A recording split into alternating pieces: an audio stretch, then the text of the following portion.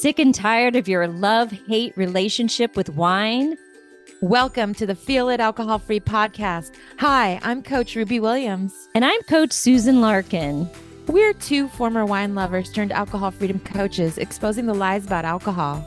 And giving you, our listeners, the tools to break free so you can feel lit. And when you're lit, you'll feel healthier, freer, and more in control of your life. So relax, kick back, and get ready to feel lit alcohol-free. And don't forget, grab a copy of our wine-free weekend guide after the show. Hello. Welcome back to the Feel It Alcohol-Free podcast. And we are so excited to dig right into today's question from one of our listeners. All right. So I'm going to read it out. It's like this. Damn you, wine. I am struggling with that naughty voice in my head again. The one that says, just have a glass. You've done brilliantly. So relax, stop overthinking it. You deserve it. You know better. I know better is what she's saying, but why am I having these thoughts? So what do you think about this, Susan? Yeah. Oh my gosh. Well, of course, we all can relate, I think, can't we? Like that sneaky voice that says, oh, just have one. That's what my voice sounds like. You'll feel better. So you start to get used to, part of what we do in our coaching is just to start becoming aware of these thoughts that we're having about our drinking. And I like to call them permission giving thoughts, or we were talking about calling them the green light thoughts, right? It's when all of a sudden your thoughts come up and they start to make an argument towards drinking just because it's something we've been doing for a really long time. And, so for me, it was definitely in my story, it was definitely the voice of, this is like my permission slip to now finally relax. Like it's go, because when my drinking escalated, I was working full time. My kids were in high school and elementary school. I was getting my MBA. So there's always something I could be doing, right? Kids, dinner, work, school, and alcohol was like my permission slip to finally relax, or to overfunction again. It's like, you'll be able to sit down and do this work at 9 p.m. when you have to get your homework turned in because it's due by midnight tonight. A glass of wine will help you be more creative to get that work done or to push through. I definitely used alcohol to push through. Like I said, overfunctioning, it'll make it nicer. It'll make, I have to do this, but having a glass of wine will make it more fun. It'll make, it more tolerable. It will, or to finally relax. Like, now I'm finally off the clock. So wine helps me relax. So I think we can all relate to all those thoughts, but then it's like, well, where are those thoughts coming from? Right.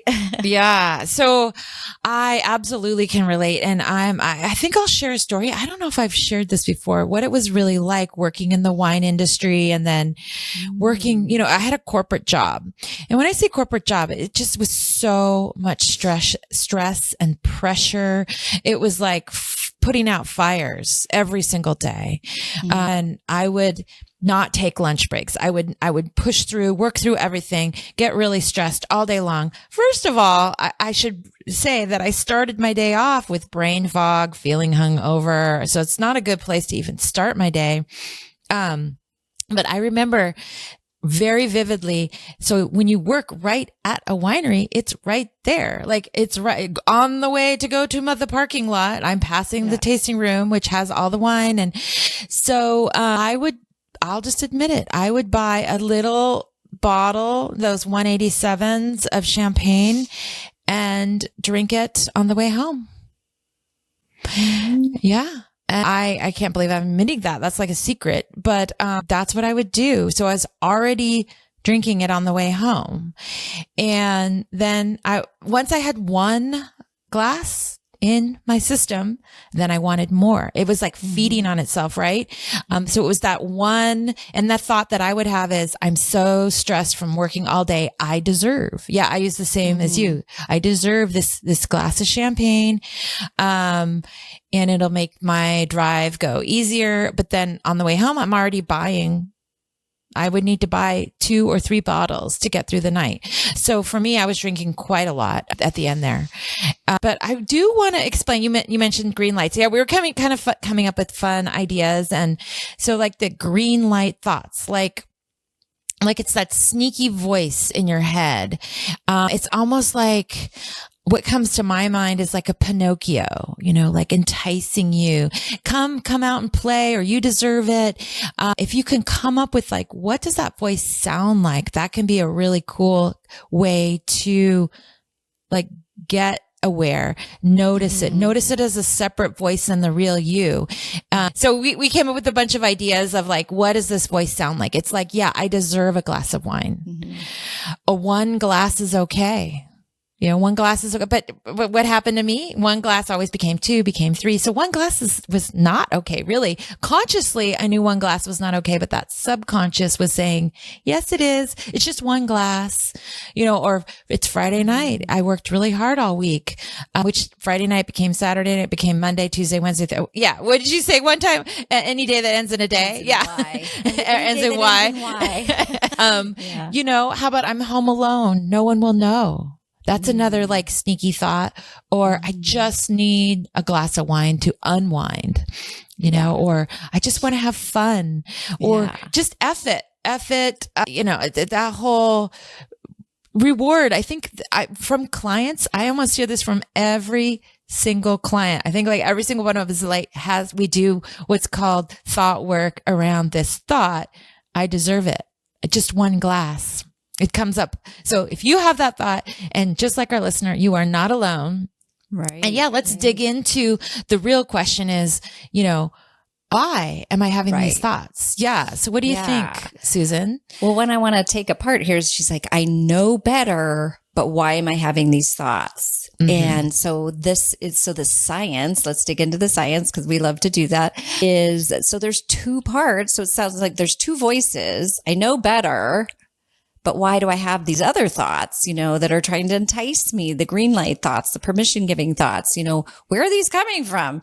And so there's 2 parts of our brain. So there's the amygdala and the limbic brain, which form, and I'm making like there's a great analogy here. So your amygdala is like the base of your brain. It's the most primitive part of your brain. It's your survival brain. And your limbic brain is your emotional brain. And then your prefrontal cortex, which is your thinking brain, which is your logical brain. So your logical brain knows, I'm not just going to have one, or knows the information. Alcohol, I don't want to drink anymore. Alcohol is bad for me. Or I know I can't just have one, but why do I have these other thoughts? They're coming from your subconscious, or I like to call it your lower brain, or your lizard brain, or your survival brain, your animal brain.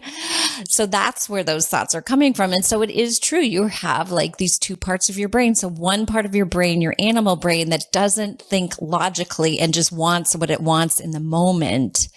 And it wants that relief, and it wants that fun, all the things that it's saying to you, right? It wants to help you unwind, but it doesn't think of the consequences over a 24-hour period. It thinks it just wants what it wants in that moment. And so it starts to throw up all of these ideas. One is okay, live a little, no one will know, I just need to unwind, you deserve it. All these things. And it's just like rapid fire, hoping that it's going to light on one that then will give it the behavior that it wants, right? Because the dopamine reward, or just the physiological feeling, the numbing, the slowing down of our brain, what we think is relaxation, right? Or we associate with relaxation, but really it's just physiologically slowing our body down, slowing our thoughts down. That's what we're experiencing, but our meaning making thinks that's relaxation, or that's what we've been also conditioned to believe about alcohol, right?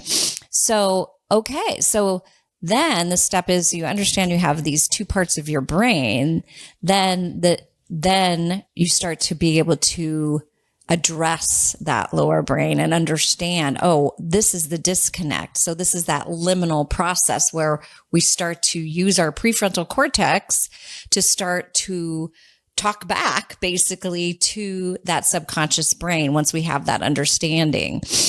There's a psychologist. I liked this analogy too, because I thought this was a really cool way of thinking of it.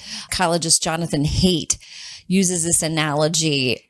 He argues, again, we have two sides. We have the emotional and the analytical side. And he uses the analogy of our primitive brain, or our emotional brain is an elephant, and our prefrontal cortex is the rider of the elephant. Oh, I love this analogy, right? Because can you imagine you're a rider on an elephant, and the elephant, you want the elephant to go over here, but the elephant wants what it wants over here. And how much bigger is the elephant than the rider? A lot bigger. So, and that's the truth of us. Our subconscious brain is extremely powerful. And so when we're beating ourselves up because we did it again, we gave in, it's because that is, it is hard, because our subconscious, they say our subconscious brain or animal brain will eat our prefrontal cortex brain for lunch. Like that's just, it's very, very powerful. Mm-hmm. So the rational side, and then he also likens it to the path, which is the environment or the situation. And so these are the places that we can start to work with. So in your environment, like it's much easier for you to grab a glass of wine when your brain is saying, just have one, if you have alcohol in your house, right? But if you don't, then you have to go, okay, you get this automatic pause. Okay, I have to get my keys. I have to go in the car. I have to go to the liquor store. Mm-hmm. So it gives you this, your environment is set up to actually help you stay, make the decision that you want. So like, what do you think, Ruby? Yeah. That's a really important point that you make, like to just the first step that I took was to eliminate the actual alcohol out of my home. It sounds simple, or if you have a spouse, maybe they can move their alcohol, a spouse that's still drinking, like maybe they can move their alcohol to another part of the house. So it's just not visible. I do think that even a little bit of gap between, just the automatic, the thought, I deserve this glass of wine. And then it's right there, on the counter in the refrigerator. So yeah, I want to just talk more about that voice in your head, because this is really, it can feel like a battle, right? We've talked about like the cognitive dissonance. It can also just feel like this effort, right? This permission slip or this green light thought. And it's really, it becomes such a habit. It becomes, I call it like a go-to thought. It's after work. I'm stressed. Have my glass of wine. I'm cooking. Have a glass of wine. And you just give yourself this permission. But thoughts, I want to just say like a thought is, we're having like thousands and like 50, 70,000 thoughts in a day. I mean, that's so many thoughts, and they're really like automatic. They're really, we talk about neural pathways before. They're just like, you've had this thought so many times for so many days in a row. And that's where it becomes this habit, right? This go-to thought. And I want you to slow it down. I think that's the most important thing here, and notice the two, aware. Okay. It could be more than two, by the way. You could have multiple, like if you could start to name them, and maybe even, like I said, Pinocchio, like it's something that could even make you smile or laugh or have humor can be really funner way of funner. Is that a word? A more fun way to like look at the voice, right? The voice. And then the tool that I love, one of my favorite tools, is asking yourself, or asking that voice, what do you really need right now? Or what do you really want right now? And ask that Pinocchio voice, or whatever you're calling it. And usually it's just to relax. And then you can start to go, okay, what other ways can I relax? Or what if wine or alcohol didn't exist? What other way could I relax? And you start to explore different tools. And I just love working with clients on this, because it really, we can do thought work, belief, change our beliefs, and really work on moving. I call it moving from the lizard brain or the lower brain to the upper brain, to the prefrontal cortex, where you're making really good decisions. Because for me, once I had that one glass of wine, all good decisions were literally, I was making not good decisions. And it included drinking a lot more than I intended. Yeah. So yeah. What do you think about this, like this inner voice, Susan? Yeah. Well, I mean, when I first learned about this lower brain, higher brain, or this, lizard brain and then prefrontal cortex, like all of a sudden it just hit me like, oh, and this idea, I don't have to believe all of my thoughts. Like, where is this thought coming from? Then, I mean, I like to liken it to my inner toddler that just sort of wants what it wants when it wants it. And then I want ice cream.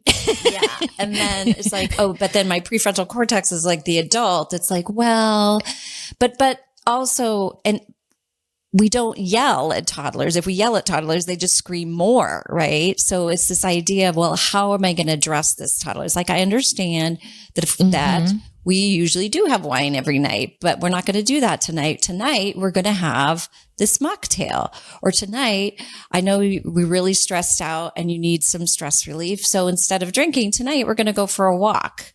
Or we're going to do one song dance party, or shake it out, or whatever. And we're going to just experiment with these little things. And so it's sort of like, I hear you, because you want to hear the toddler. I hear that you have this need, and we're going to address it in a different way. And it just, it takes away that battle that you were talking about. It quiets that voice down a little bit.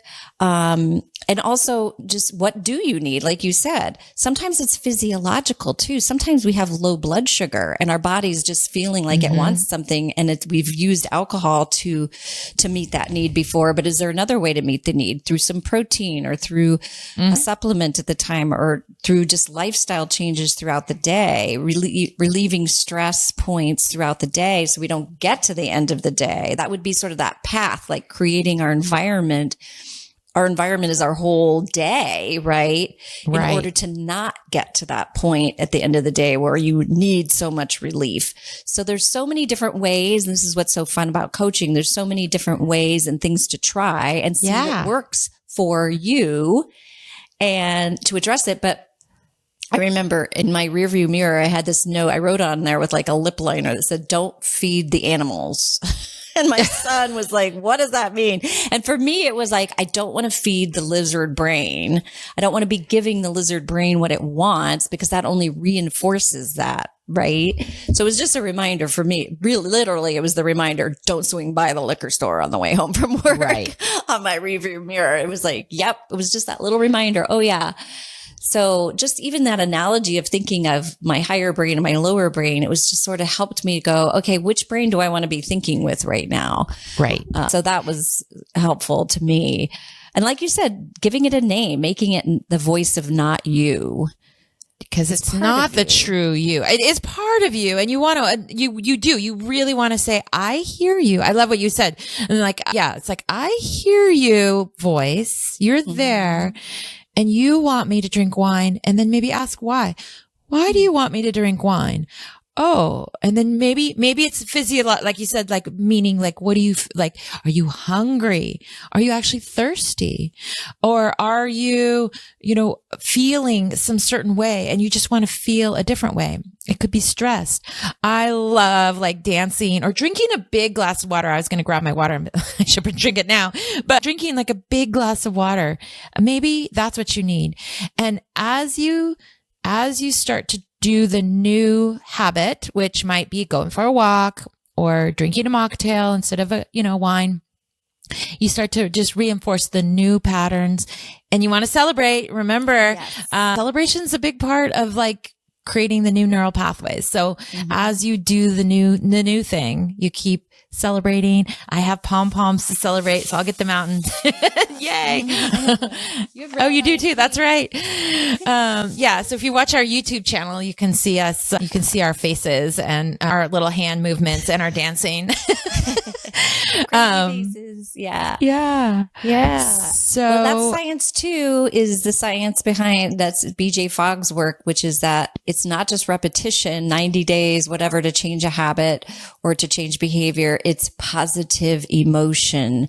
So that celebration is so important. And that was really hard for me. I was like, oh, I had a little urge and in the beginning and I didn't drink, big deal, whatever. And it's like, no, we need to celebrate all these little wins, because that celebration, and that's where I think we talked about this before, the urge jar, where you put like a little clink, like giving yourself these little mini rewards or to high five. Yeah, high-fiving yourself in the mirror. I love high-fiving myself in the mirror. I do it every day. And, you could even start to play around with this using BJ Fogg's model, where you have an anchor, like something you do every day. And this could even be, I'm just thinking on the fly here, but something around your drinking too, where it's like the cue is you cook dinner, maybe like the anchor, and you used to always have a glass of wine. You can say that I used to do that, and then put in a different action, but then celebrate. That you grabbed a mocktail, for example, or you create some sort of other drink that's more refreshing. It can be even more refreshing, you guys. You just aren't used to it.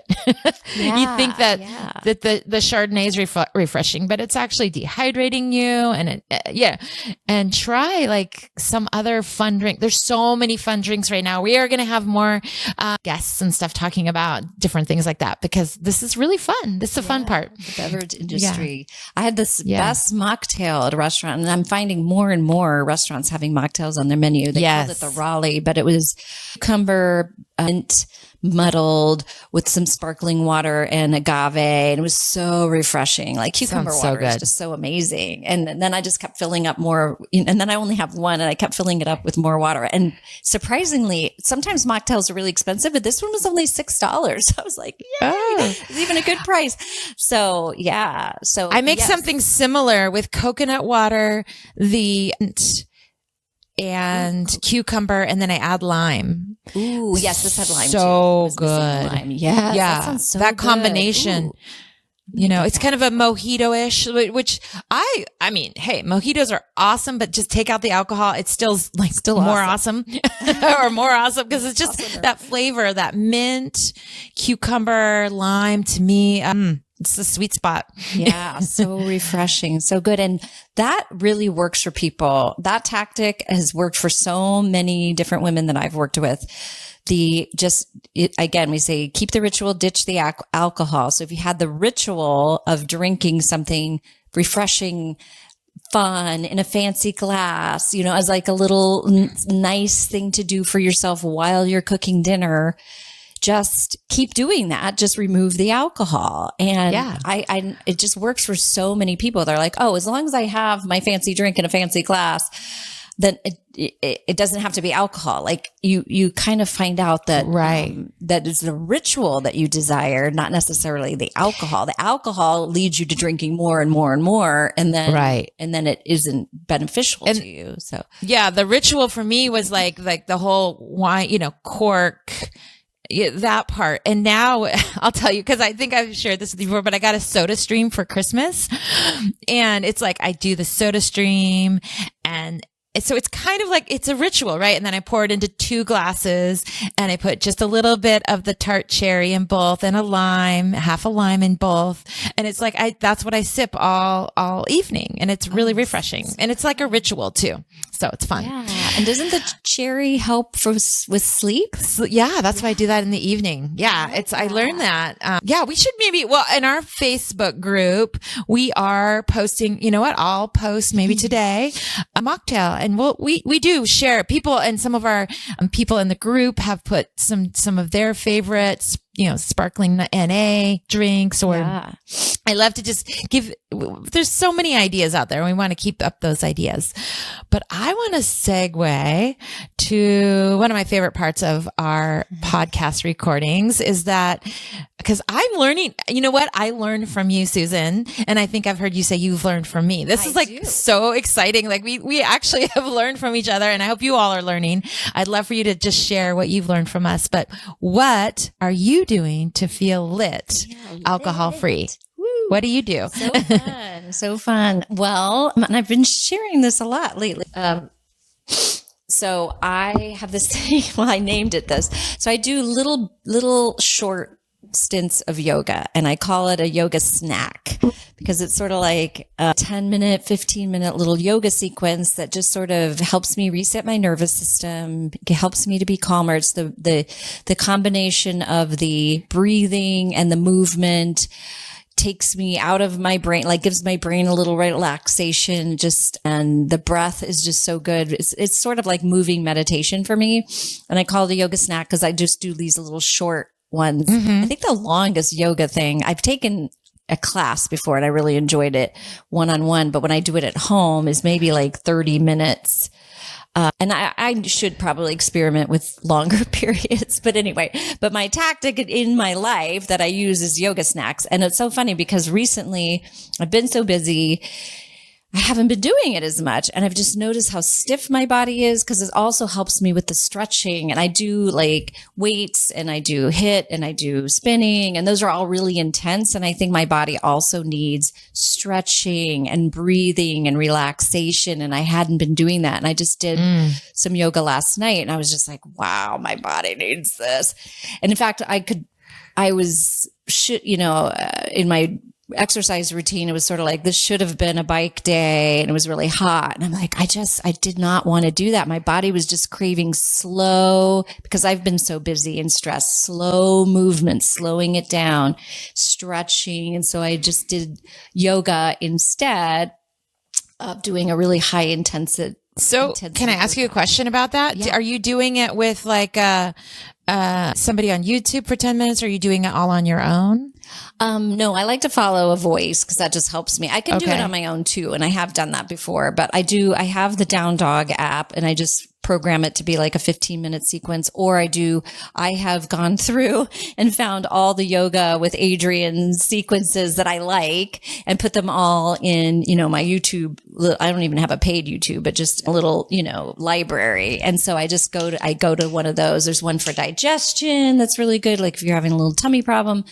I know I discovered this when I was first stopping drinking. I'd never really done yoga before, and I started trying it out as a resource to resource my body and brain. And again, that's how I came up with the name of yoga snacks, because I only like to do the little short ones when I first started. So, it really works for me. And plus when you do it at home, like I fall over, I have terrible balance. It's getting better, but who cares? You're at home. Yeah. It's weird when you feel embarrassed of yourself when you're just alone. I'm like, why am I feeling embarrassed? It's just me. But you're like, I fell over. Fell over. Yoga is just something that's been an anchor in my life since I think I started it in college. Was my first real yoga class, and I took a whole semester, and then I love it. I think I go in and out of periods where I do it often, like every day or 5 days a week. And then life gets lifey, and then I'll stop doing it. And then I notice the older I get, all of a sudden I'm like really stiff. Like I've hurt my shoulder and hurt my hip. And then all of a sudden I'm like, why does my shoulder hurt all the time? Oh, it's because I'm not doing my yoga. And you can just do the snacks, like you said, just 10 minutes. And I'll usually do it. I'll do classes where they're an hour or 90-minute classes pretty often, but then just kind of daily little 10-minute, I just do it on my own. I'll just focus on my shoulders and hip, wherever it's hurting. And as I even get older, I love this restorative yoga. Do you know restorative yoga is maybe doing a couple of poses, but you're laying on your back. For a lot of it. Pose. Yeah. You can go from child's pose to corpse pose, which is laying on your back or something. And some of my yoga classes, even the restorative, will have like the singing bowl or the bowls, those crystal bowls, or, and or legs up the wall for like 20 minutes. Like, those are fun too. So I love this. Yeah. Yoga. So yoga good. Snack. So sometimes I pull them in there, like time when you would have a snack, maybe do a little yoga snack instead of a food snack, especially if you're craving sugar. That's a good idea. Yeah. Or for me, it's usually, it can be any time. If it's a snack, you don't have to put on your yoga clothes. Mm-hmm. You don't have to get out a mat. You're not going to sweat. You can do it for if you find 10 minutes from your day, in the middle of your day, even. I remember when I worked at my corporate job, I would close my door and I had a little sign that says, busy or whatever. And I would do yoga stretches at work for like 10 minutes. Just in my office, I had a little mat in there. Yeah. So something to do, snack. Yeah. I like that word. This is one of those things that if it works for you, you could put it throughout your day. And then it's another resource to help that stress not build up to the end of the day. Cause that's so many, the people that I work with are like, oh, by the time I get home, I just need that glass of wine. It's like, well, so the resource is to not need that relief, right? So to have some little valves of stress relief throughout the day, and a yoga snack could be one of those, or a short 10-minute walk out in nature could be one of those. To really, because I've noticed that when I do take those little tiny breaks throughout the day, I am not as in need of stress relief. Me too. At the end of the day. So. It's one of my most important tools is just to monitor my feelings, monitor stress, levels all throughout the day. And I'll do it as another feel lit for another time, but we could talk forever. I just love talking to you, Susan. Me too. This we are changing lives even just with this podcast. We have heard from listeners, both of us separately, that people are really getting alcohol free listening to this podcast. And I'm just so honored to share and be a part of your transformation. Actually, when I say these words, I just feel it in my heart. I have so much love for, I'm going to cry probably because I'm so much love. And this mission is so important to me that, to just share the word about alcohol-free lifestyle and how amazing you feel. Right, Susan? I know. Didn't you tell me somebody was like, I'm writing down everything you guys say? I'm just like, oh my goodness. Yeah. Well, what am I saying? I know exactly. I'm like, I say crazy things, but okay. Well, if you want more of us, please join our Feel Lit Facebook community. Yes. That's where we post additional resources, and we might post mocktails, and there's a lot of fun people in there posting pictures and sharing like they're on day 1 or they're on day 10 or they're 33 days alcohol free. Like it's really fun. We're celebrating all of the people in there and their milestones. So please join. Yes. Yeah. All right. Thank you for listening. Bye. Bye. Thanks so much for listening to Feel Lit Alcohol Free Podcast. Do you have a question you'd like us to answer on the show? All you need to do is head over to Apple Podcasts and do 2 simple things. Leave a rating and review telling us what you think of the show. And in that review, ask us any questions you have about breaking free from wine or living an alcohol-free lifestyle. That's it. Then tune in to hear your question answered live. Don't forget to grab your copy of A Wine-Free Weekend at www.feelitpodcasts.com. And remember, do something today that will help you feel lit. See you next time.